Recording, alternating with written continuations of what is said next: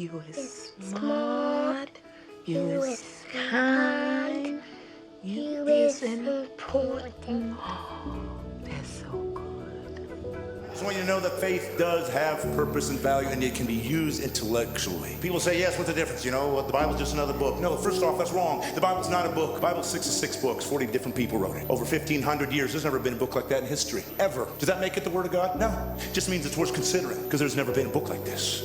How about history? For hundreds of years, archaeology has used the Old Testament and New to find buildings, to find people, to find civilizations, to find kings that didn't exist or they didn't think they did. And suddenly the Bible said they're there, and they dug it up, and there it was. Does that make it the Word of God? No. It means it's historically accurate. Real people really existed and really wrote down what they saw. It's worth considering. And then they said, we're going to have God show up, and lots of people said that. Lots of religions say it. Don't worry, we'll prove it as a rational God would do. I will do prophecies. I will show that I'm not trapped in linear time, that I can see beyond where you are. I will give prophecies to tell you when God appears on earth to reveal himself, I'll show you what he's going to look like. Over 300 prophecies. And then a man showed up one day named Jesus, and he said, I'm that guy.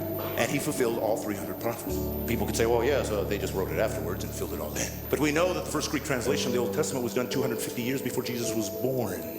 So how could they possibly know that he'd be born? And how could they possibly know he was going to be crucified when crucifixions didn't even exist as a capital punishment yet? How could they know that he'd be betrayed for 30 pieces of silver 250 years before there was a Jesus? Does it make it the Word of God? No, but it's starting to get close. And then Jesus said he would fulfill these things and did miraculous things to prove I'm not just a guy talking like everybody else. Look what I've done. And some people believed and some didn't. That's how humans are. And then he said this, I'm going to prove it to you. I'm going to die, and I'm going to come back to life. Nobody's ever done that. And he died.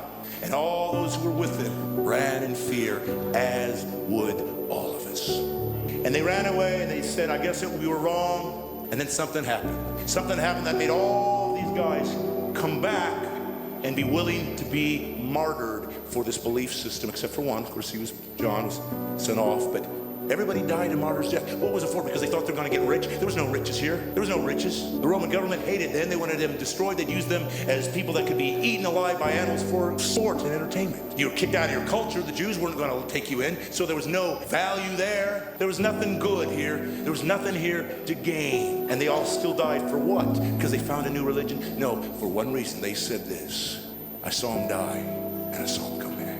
Well, I don't believe in a God who would send people to hell. He didn't create hell for you. That's what's great about Christianity. It gives you all the answers. Hell was created for the devil and his angels. But it was part of the rules he put into nature, into the nature that we live in. That anybody that rebel against him, this is where they're going. So once we did that, he could have bailed out. Sorry, you're going to hell. He didn't. He said, don't worry, I'm coming down. So if you go to hell, you chose it. And you will not sit there and argue with him.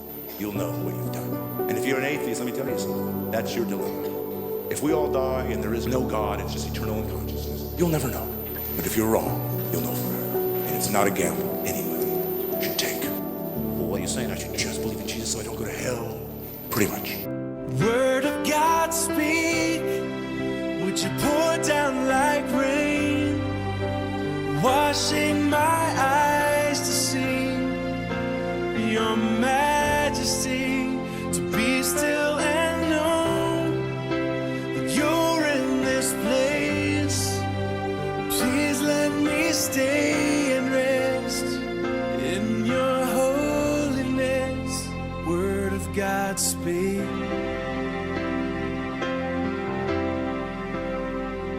I'm finding myself in the midst of you, beyond the music, beyond the noise. All that I need is to be with you, and in the quiet, hear your voice. Word of God speak, would you pour down like rain, washing my eyes to see your majesty, to be still and know that you're in this place. Please let me stay and rest in your holiness. Word of God speak, would you pour down like rain, washing my eyes to see your majesty, to be still and know that you're in this place. Please let me stay and rest in your